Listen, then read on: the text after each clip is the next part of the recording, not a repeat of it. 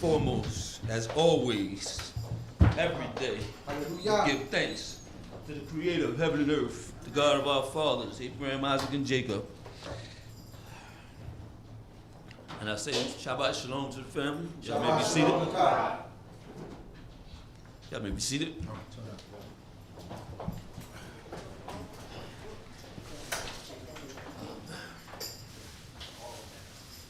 Yes. Again, we have to give thanks to the Most High. No matter how a week went, a day went. That's right. You know, some is worse than others. Mm-hmm. If we standing here, sitting here, praising this King, we got to give thanks. Got to thank the Most High. You know? And time wait for nobody, you know.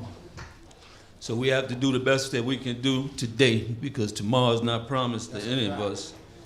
You know, so I look at the youth. The youth is growing up beautifully. You know, I looked at my grandson the other day. I said, "Boy, you'll be 14, man, in a couple of months." Wow. I remember when I was giving him baths in the tub, man, little baby. But you know, I remember 14. At 14, I told myself I got my first summer job.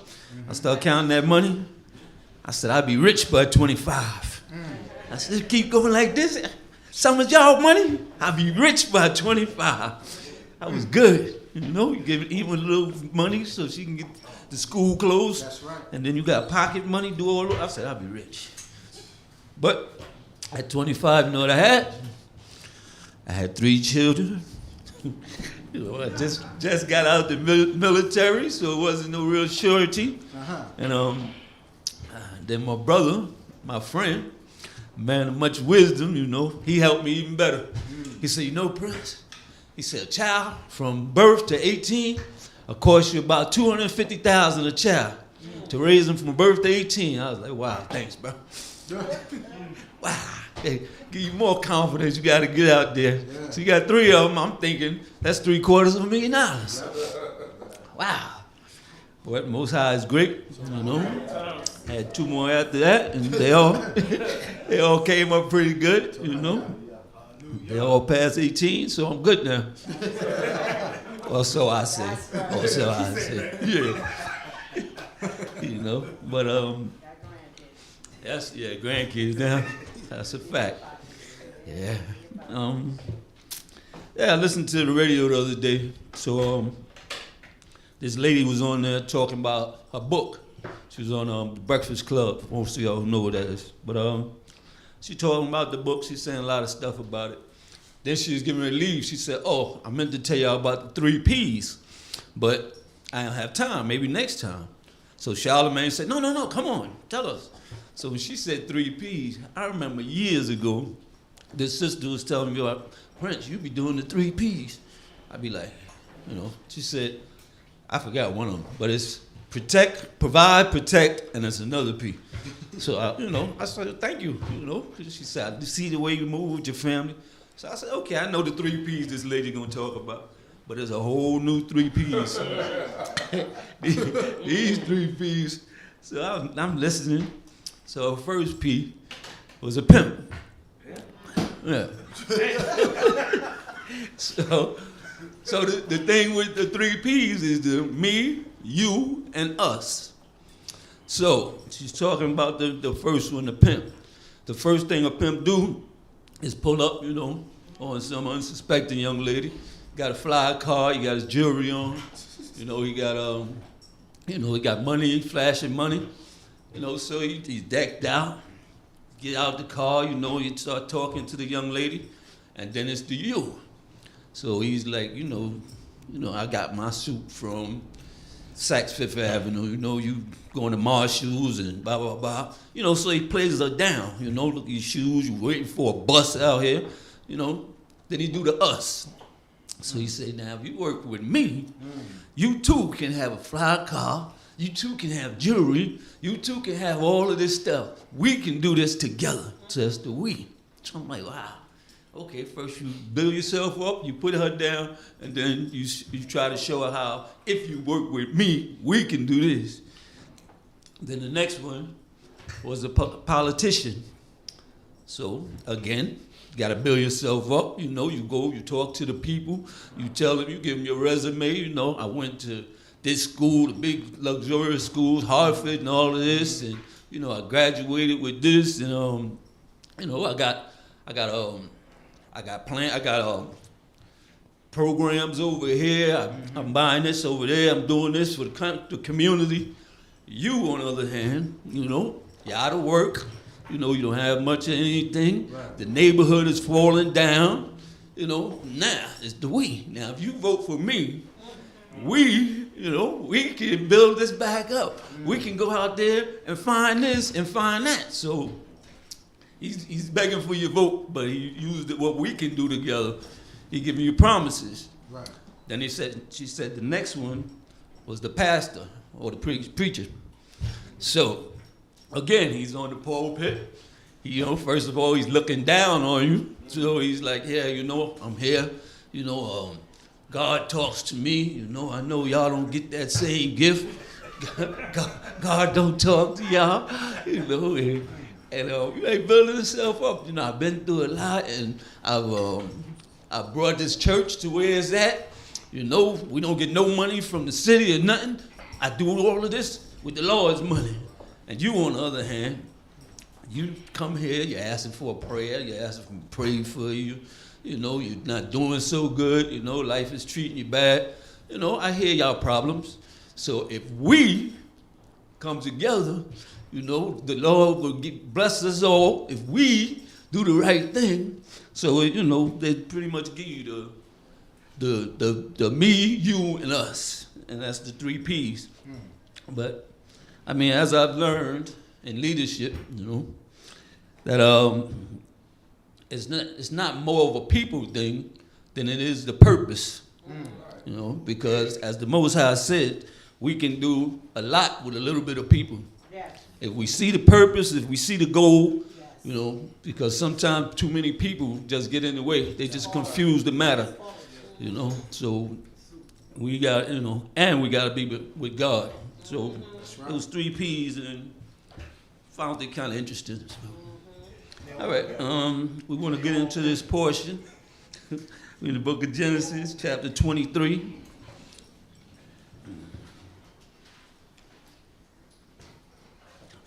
We're in the book of Genesis, chapter 23, verse 1. Hallelujah. Hallelujah. And the life of Sarah was 120 years.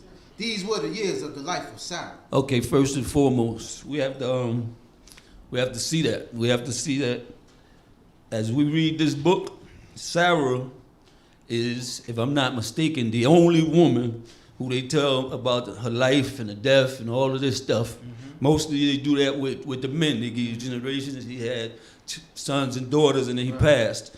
This is the only woman, I believe, that they did this, that this was done with. Because Emma Sarah, she was the matriarch. Mm-hmm. When the Most High told Abraham to get up and go, she was right there, side by side. That's right. You know what I mean? So that's good to look at. Come she. And Sarah died in Kiryat Arba, the same as Hebron in the land of Canaan. And Abraham came to mourn for Sarah and to weep for her. Okay, and again, they say Abraham came to mourn for Sarah and to weep for her. So we have to remember, if we go back, because this is just something that the legends or the people who write this stuff on the bottom say. It's not in the book. Yeah. but the writings have it that as we read earlier, Sarah was barren. She had no children. Mm-hmm. Then the Most High came and he blessed her. And she had a son at an old age.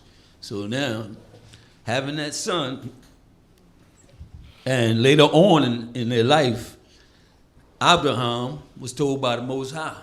He said, "Take this boy, your only son, and sacrifice him." Mm-hmm. So that's a hurt, you know. That I know he felt that, but being a godly man, he followed instructions. That's right. So now he took him up here. Now, of course, Isaac, you know, Abraham is up in age now. So Isaac probably looks at him and says, "Abba, He said, you got the sticks, you got the stuff for the fire. He said, but where's the sacrifice? Right.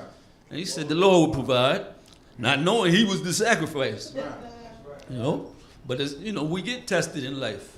And some of them tests are going to be hard. Some of them tests you're going to have to really think through, pray in, and you're going to have to make moves, the right move.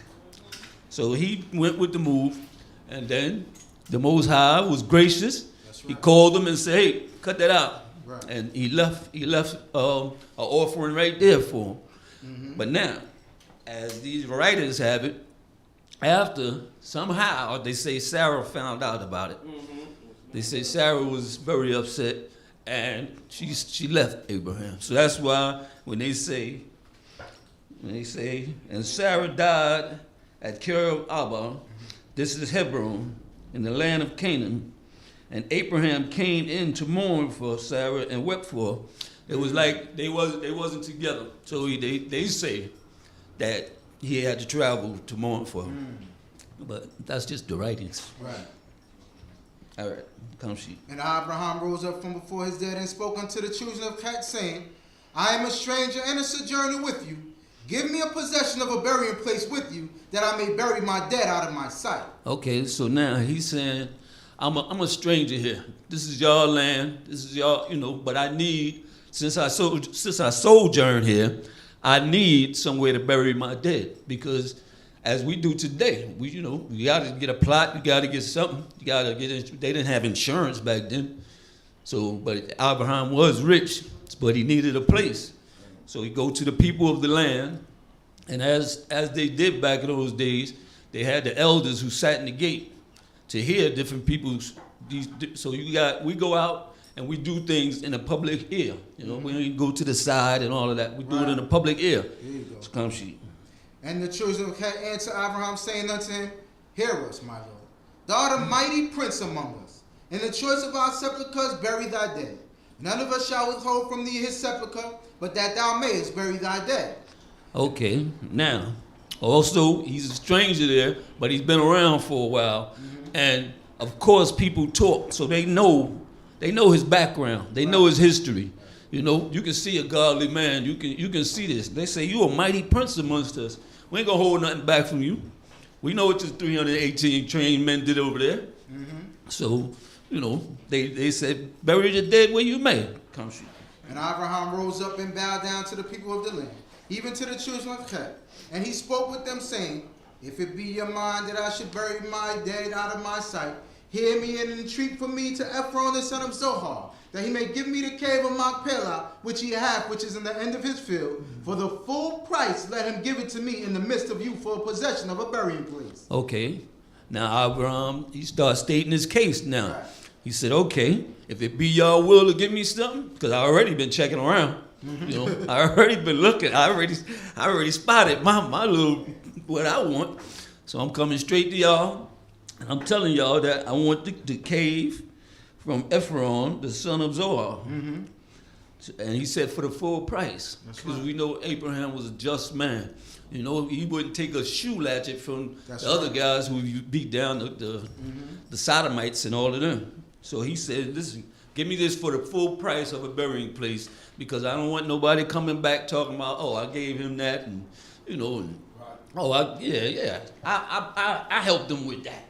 You know, so come shoot. Now Ephron was sitting in the midst of the children of Chet, and Ephron the Hittite answered Abraham in the hearing of the children of Chet, even of all that went in at the gate of his city, saying, Nay, my Lord, hear me.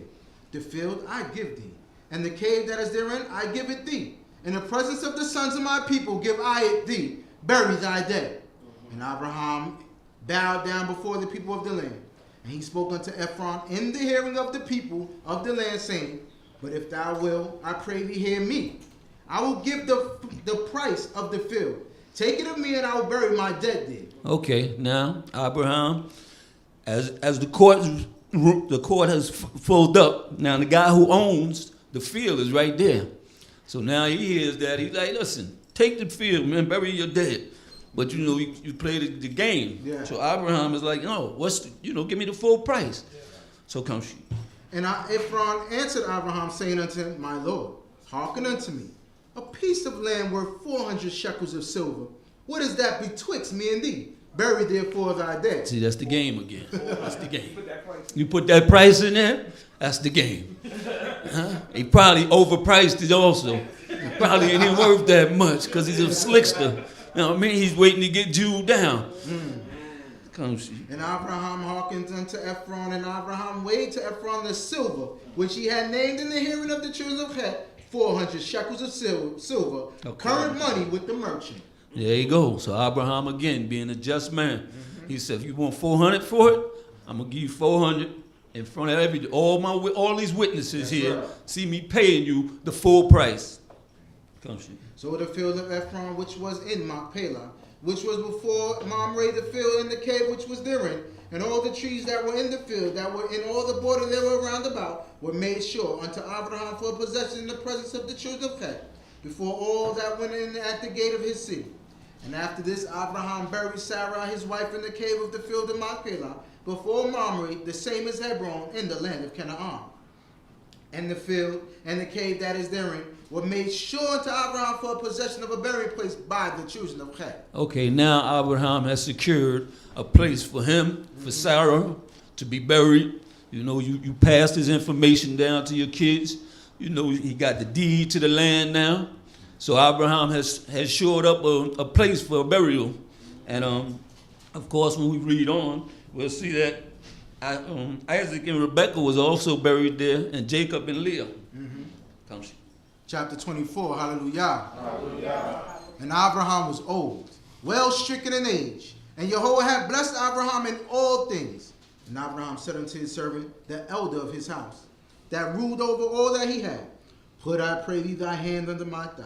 Okay, now that, back in the days, back in those times, that was like the term they used in order to swear to somebody. He said, put your hand under my thigh, and so I know that you're going to do what we talking about. And I will make thee swear by Jehovah, the God of heaven and the God of the earth, that thou shalt not take a wife for my son of the daughters of the Canaanites, among whom I dwell. But thou shalt go unto my country, unto my kindred, and take a wife for my son, even for Isaac. Okay, again, Abraham, right? You got to make plans for your children before you pass. You got to have stuff set up for them. That's why we try to work hard to accumulate stuff so your children won't have to work as hard as you do. They can just work smart. Right. So Abraham is securing this, and he's making his servants swear that you won't take a wife from here in Canaan. Go over to the family's house.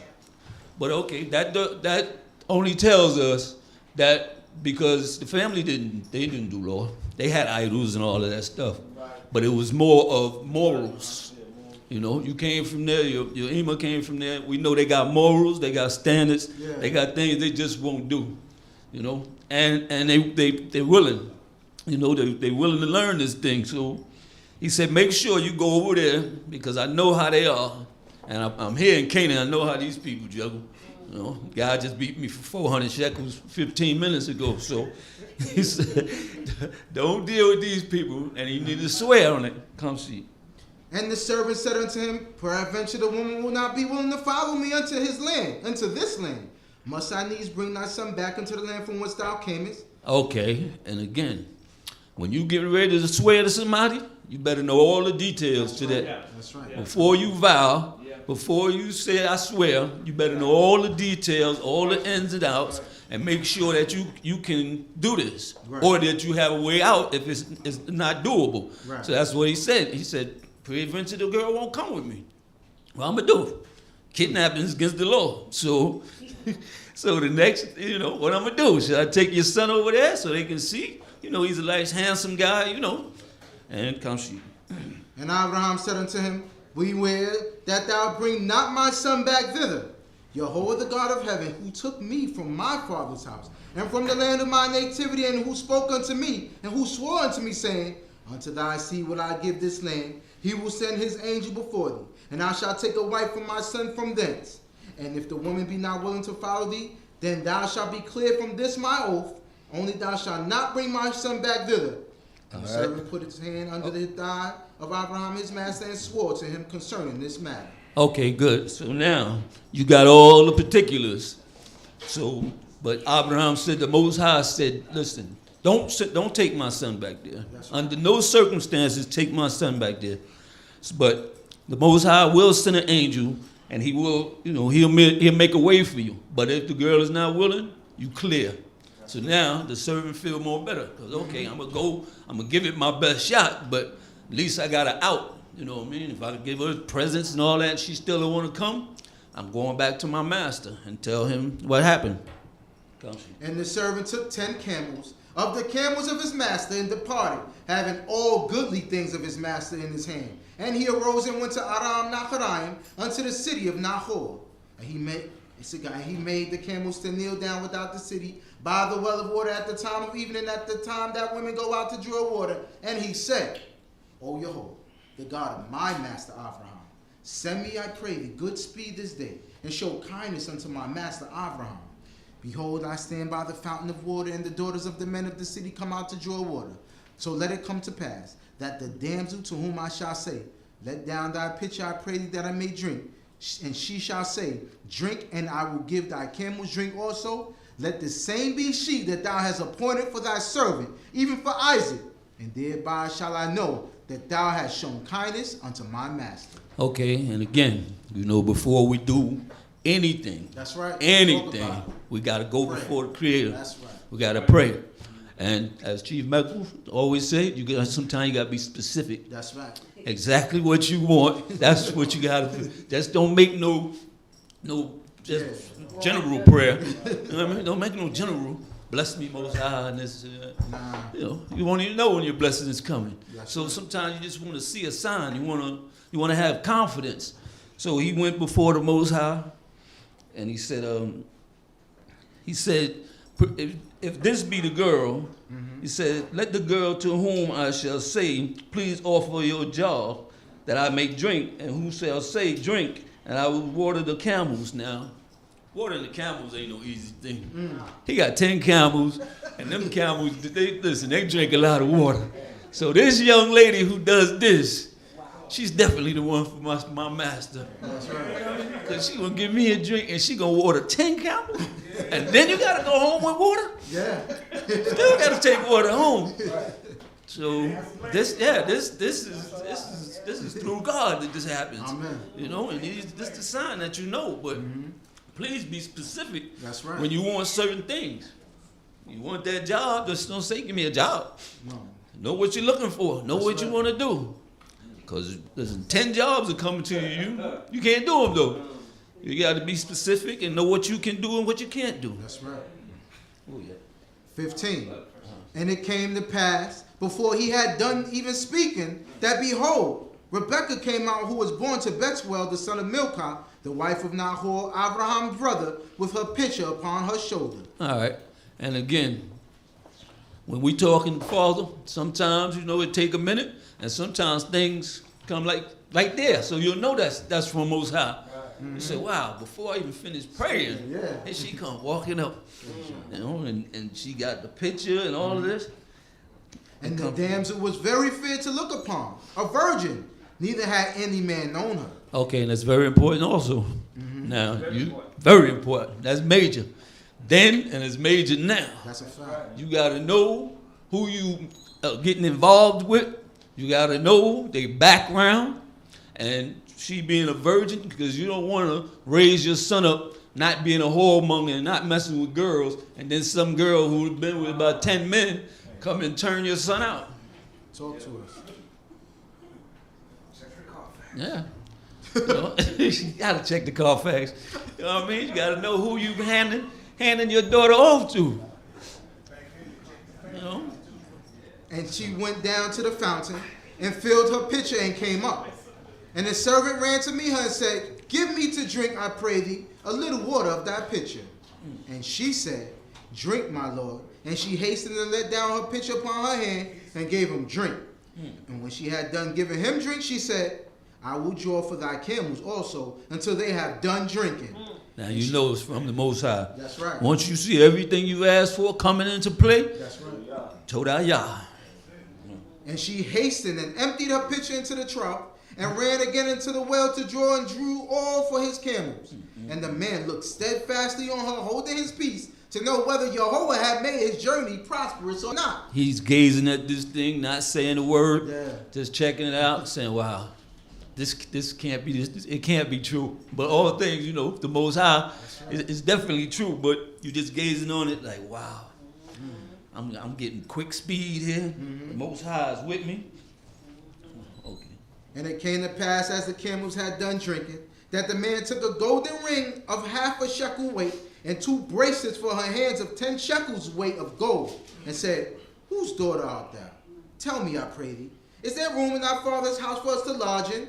And she said unto him, I am the daughter of Bethuel, the son of Milcah, whom she bore unto Nahor.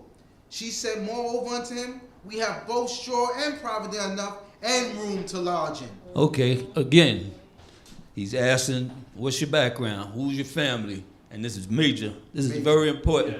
You can meet the best looking guy, the best looking girl in the world, and she's beautiful. She does all kind of stuff. She did a great job. But if you don't know her background, if you don't know about cousin Sam in the closet, you know, that hangs upside down when you go to hang your coat up. You know what I mean? Yeah. I'm telling you. Yeah, you're right. Listen, you gotta know these people. You just can't jump into nothing. You know what I mean? You get invited to dinner, you go there, you know, you meet moms and pops and the uncles and the brothers and sisters. You know what I mean? You meet these people because you want to know what you're getting into. That's right. Because most times it's for the long haul. Most times these things last for a lifetime. So you got to know exactly who you marrying. And 26. Amen. And the man bowed his head and prostrated himself before Jehovah. Amen. And he said, Blessed be Jehovah, the God of my master Abraham, who have not forsaken his mercy and his truth toward my master. As for me, Jehovah have led me in the way to the house of my master's brethren. And the damsel ran and told her mother's house according to these words. And Rebekah had a brother, and his name was Laban. And Laban ran out unto the man, unto the fountain. And it came to pass when he saw the ring and the bracelets upon his sister's hand, and when he heard the words of Rebekah his sister, saying, Thus spoke the man unto me, that he came unto the man, and behold, he stood by the camels at the fountain. Okay. Now, again, we meet in the family, and you don't go looking for a wife, even for your master's son, broke. Right. You don't go out today and with no job and living in your mom's house, not trying to find a wife to bring to that little room you got. First of all, you got to straighten out yourself and do good for yourself before you can do good for anybody else. You know, you got to make sure you're secure, and you got to make sure you have enough where you can take care of this young lady. You know, you don't go courting a girl, and I mean, she stay there, and once y'all get married, she still staying at mom's house, and you still staying at your pop's house. That's how they go. You're supposed to leave those houses, and you're supposed to have somewhere to take this young lady and start your lives. One flesh, right? One flesh, exactly. So we all become one. So no more I's, me's, is we's, and all of that. So now you got another person you got to feed. Yeah. So we got to think about all of these things before we go running into something. You got to make sure you're secure, and that's what the Most High did for Abraham. And he sent his servant, and he said 10 camels. Says, you know, you don't know how far this guy got to go, and when you get there, you got to have something to offer to this young lady and to the family. Right. Come she. And he said, Come in, thou blessed of Jehovah. Wherefore standest thou without? For I have cleared the house and made room for the camels. Laban is a smooth operator. He's smooth operator. When he's seen that bling and all of that, he's What you doing out there? Yeah, what you doing out there so long? Come in this house, man. Have a seat. I got your camels getting ready to get fed. Come on in, bro. Cause I know it's more where that came from. That's right. I know it's more, man. We're gonna sit down and we're gonna talk. Yeah. Chop it up. That's it. And the man came into the house, and he ungirded the camels, and he gave straw and provender for the camels, and water to wash his feet and the feet of the men that were with him. And it was set food before him to eat, But he said, I will not eat until I have told my errand. And he said, speak on. Okay. Said, Again, when you go in to do business, you would like take care of business before you start taking pleasure. Right. You know, you don't want to sit at the table and eat and drink and all of that. And handle your business first. When you sit down, you say, no. First and foremost, I got to let you know why I'm here, you know, and how this thing has progressed. And then I got to see where we can go from there. Because if it ain't the right move, I'm gone. I got to keep moving. So I can't sit down and eat and drink right now. Come see. And he said, I am Abraham's servant, and Yehovah hath blessed my master greatly, and he has become great. And he hath given him flocks and herds and silver and gold and men servants and maid servants and camels and asses. All right. Now, and also, you got to have your resume. Right. You got to have the person that you doing this for's resume. You got to write up, have all this down, so when you present yourself, listen, I ain't just no bum. You know, I'm letting you know I'm Abraham's servant. You know, the Most High has blessed Abraham. You know, I'm doing all of this for a godly man. Come see. And Sarah, my master's wife, bore a son to my master when she was old, and unto him hath he given all that he had. And my master made me swear, saying, Thou shalt not take a wife from my son of the daughters of the Canaanites in whose land I dwell, but thou shalt go into my father's house and to my kindred, and take a wife for my son. And I said unto my master, Peradventure the woman will not follow me. And he said unto me, Yehovah before whom I walk will send his angel with thee, and prosper thy way. And thou shalt take a wife for my son of my kindred and of my father's house. Then shalt thou be clear from my oath when thou comest to my kindred. And if they give her not to thee, thou shalt be clear from my oath. They say you free from the oath once you do exactly what I told you. Exactly, to the letter. Right. I don't want no wife for my son of these Canaanite women. Right. I need you to go over there to that land where I know these people at least have morals. They have standards. They have certain things, you know, they might have the idols in the closet. You know LeBaron kept a couple of idols. But at least I know that much. And once she comes, then we can go further and, you know, Right. we can talk to her about that. So he's running down everything that has happened so far. Come see. And I came this day unto the fountain and said, O Yehovah, the God of my master Abraham, if now thou do prosper my way which I go, behold, I stand by the fountain of water, and let it come to pass that the maiden that cometh forth to draw, to whom I shall say, Give me, I pray thee, a little water from thy pitcher to drink. And she shall say to me, Both drink thou, and I will also draw for thy camels. Let the same be the woman whom Yehovah hath appointed for my master's son. And before I had done speaking to my heart, behold, Rebekah came forth with her pitcher on her shoulder, and she went down unto the fountain and drew. And I said unto her, Let me drink, I pray thee. And she said, and she made haste, and let down her pitcher from her shoulder, and said, Drink, and I will give thy camels drink also. So I drank, and she made the camels drink also. And I asked her and said, Whose daughter art thou? And she said, The daughter of Bethuel, Nahor's son, whom Milcah bore unto him. And I put the ring upon her nose and the bracelets upon her hands. Okay, now again, he's bringing back the same thing, the same routine he did over there. He's telling Laban about it. So Laban knows about this God. He knows about Abraham's God. So he's saying all of this stuff came to pass in no time. It was hasted. So we know this comes from the Most High. That's right. So now we just asking for y'all blessing for the young lady. And I bowed my head and prostrated myself before Yehovah and blessed Yehovah, the God of my master Abraham, who had led me in the right way to take my master's brother's daughter for his son. And now, if ye will deal kindly and truly with my master, tell me. And if not, tell me. Just let me know. Let me know before we eat, drink, or do anything, how you going to treat this. I laid everything on the table. I ain't hold nothing back. So let me know if you're going to give it to me. And if not, I got to keep moving. I got to keep pressing. I got to find the next one in line for my master's son. That I may turn to the right hand or to the left. Verse 50. Then Laban and Bethuel answered and said, The thing proceeded from Yehovah. We cannot speak unto thee bad or good. Behold, Rebekah is before thee. Take her and go, and let her be thy master's son's wife, as Yehovah hath spoken. As the Most High has spoken. Now they know of this God. They know how they got the things that came before. So they know of the Most High. So they said, we can't speak good or bad because this is from God. And God put it together, and we can't do nothing. We can't do nothing to change it. We got to go with the flow.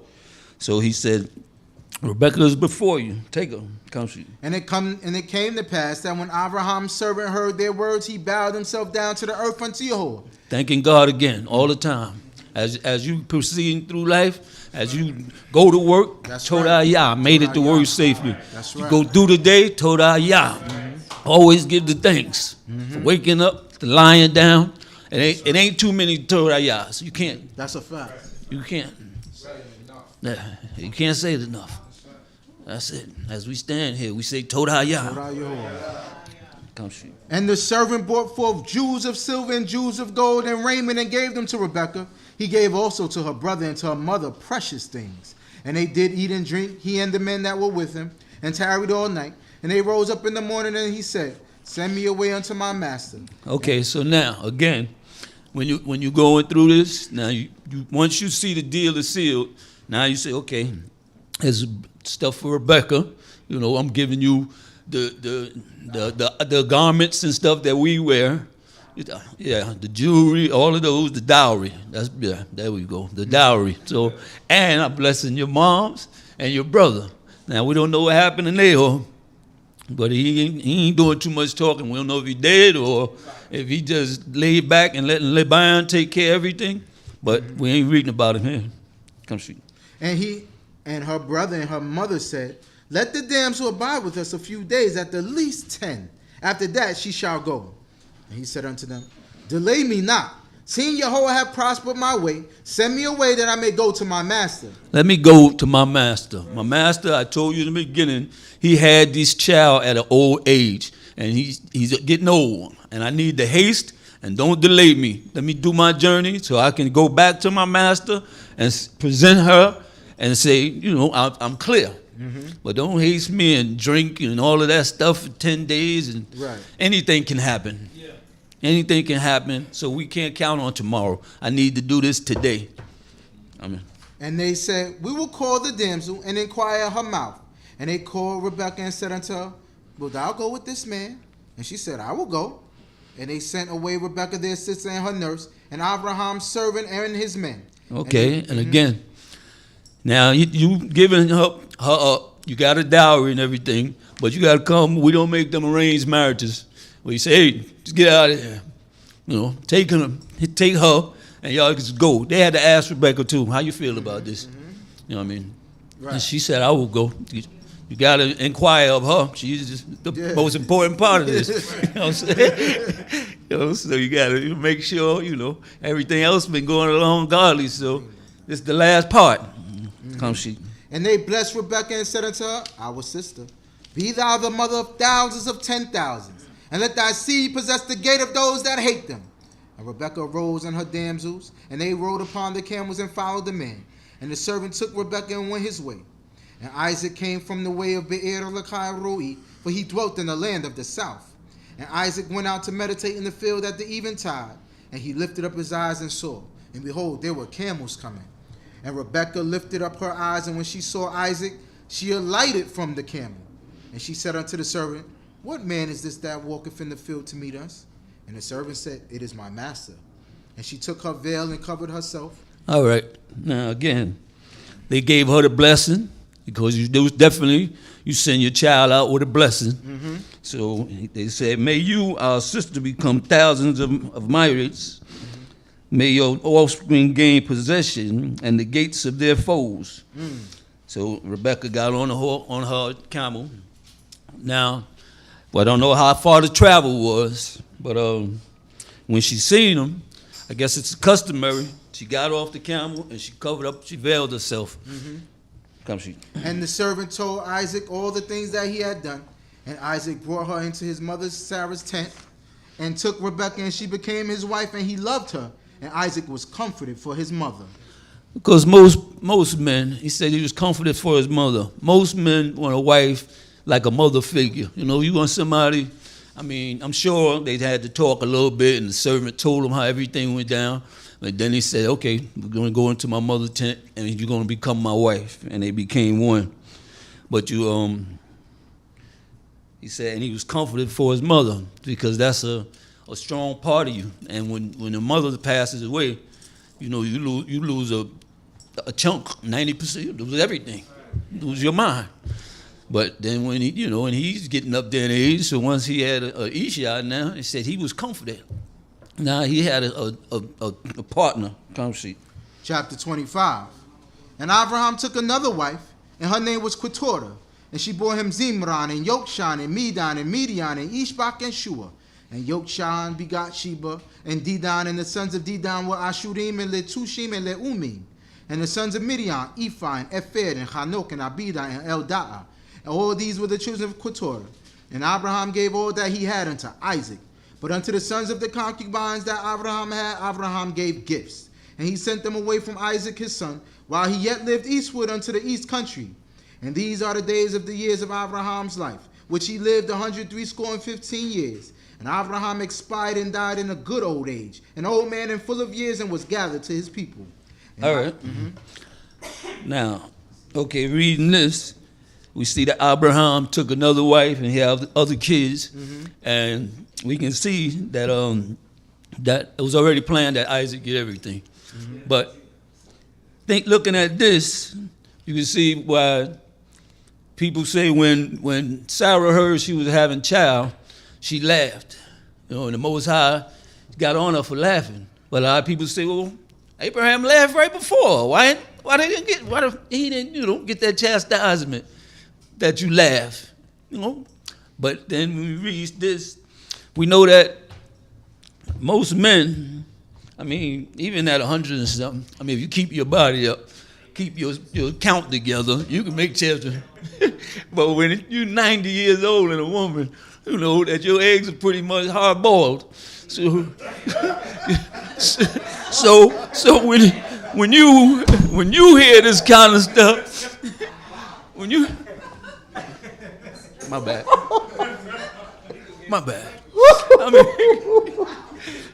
I'm just saying that time for reproducing is pretty much over for you. So when you hear that, when you hear something like that, it just chuckles you. It's like, well, come on, man. Most High, I believed everything you said, but this one here, I got to laugh at this one. And my husband be 100? Come on. Right. Can I get a little something else? Can I get adoptions or something? Come see. And Isaac and Ishmael his sons buried him in the cave of Machpelah, in the field of Ephron the son of Zohar the Hittite, which is before Mamre, the field which Abraham purchased of the children of Het. There was Abraham buried, and Sarah his wife. And it came to pass after the death of Abraham that God blessed Isaac his son, and Isaac dwelt by Be'er Lakai Roi. Now these are the generations of Ishmael, Abraham's son, whom Hagar the Egyptian, Sarah handmaid, bore unto Abraham. And these are the names of the sons of Ishmael by their names according to their generations.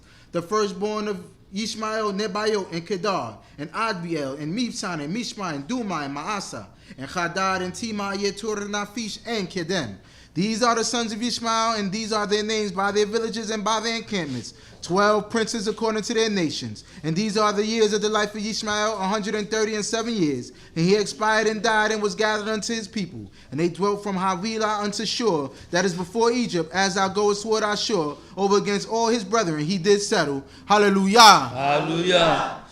Now again, Most High had it where Ishmael, we know that was Abraham's son too. So he had the 12 tribes, just like we know that our father down the line, Jacob, whose name is going to be changed to Yisrael, but all of this is pre-Yisrael, because this is before Jacob wasn't even born. So this is but Ishmael still, he got his blessing that the Most High had promised him. That's right. And and I don't know how far these brothers was apart, but when Abba passed away, they got together and laid him down, and this was his will. They put him exactly where he wanted to be in that cave, and he was with his Isha. And with that, I say hallelujah. Hallelujah.